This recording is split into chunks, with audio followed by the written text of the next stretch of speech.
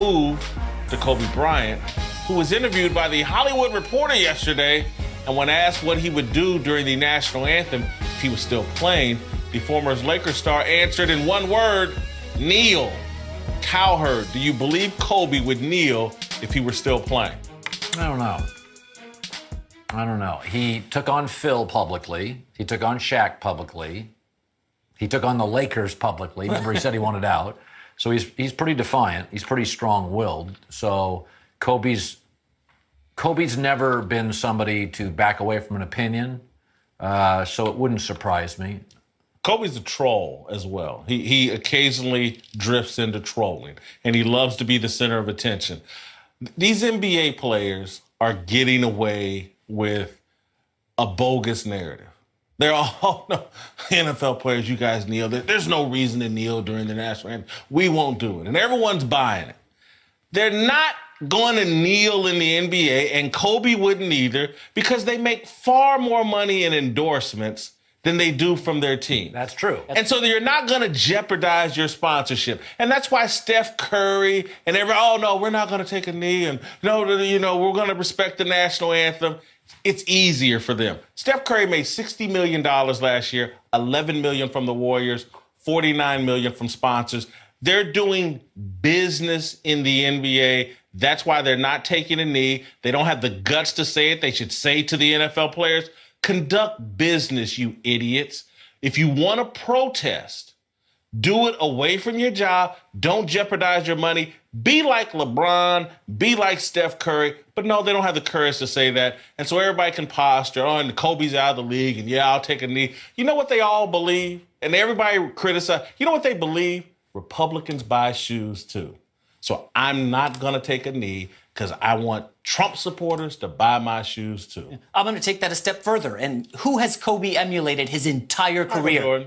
From the bald head, the change of jerseys. There's a video out there where Kobe just copied everything Jordan did. Yeah. Up and under moves, fadeaways. And what did Michael Jordan do? He refused to take a side. So I'm of the belief that Kobe would not have taken a knee. I mean, it's easy to say that now, but I don't think Kobe would have kneeled in his prime. There's no way. Well, look, if he's saying it, I'm not going to tell him that he's wrong for his own thought on what he would do. The problem is we'll never know because he's not going to go play.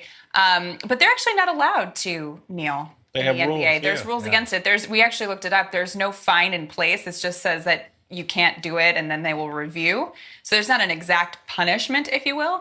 But to me, the point of kneeling is to raise awareness and to show that you don't believe in what the country currently stands for and a lot of the things going on. And the NBA players, what we've seen is that they're locking arms and doing something together. And to me, if you're bringing up something together as a way of protesting, you're still getting your point across if it's not kneeling. I hear all that. Or do you think that you have to do something against the rules and be willing to take a fine in order to make a point? No, I'm very consistent with this. These guys should leave the national anthem and their jobs out of their protest. Mm-hmm. There are more effective ways. There are ways where if you're trying to reach people that disagree with you so they could actually hear you. They've driven a conversation about the national anthem. They haven't moved anybody in the center. They haven't moved anybody that's against them. They've done things that are popular over social media. And again, I just want the NFL players to look at the NBA players. They're the leading social justice warriors in sports. They're the progressives that stand for all the right things. They're not taking a knee because they're protecting their financial interests, because guys like LeBron are smart enough to know I can take this money I'm making and invest it in Akron and in poor people and in people I believe in. That's the motto for athletes. The dumb things the NFL players are doing to build their social media brands and to build their popularity, it's bad business, and in the long run, it's bad for the football players, and it's not effective. But, you'll get in trouble for saying that, and so I expect to be in trouble. It is interesting that the NFL is the one league without guaranteed contracts where guys get cut. I mean, of all the leagues, they would be the one, from a macro level, you'd be like, okay, be careful about protesting. Because the NBA guys have guaranteed money. Yeah. But it's like you're saying, whether you agree with it or not. I also find this interesting about current protests in America. In my life, conservatives have never been more conservative and liberals never been more liberal. People have taken sides. People have never been more entrenched. The protests sound good. and they play to the boycott plays to the conservatives, and the social moves by the play to the Democrats.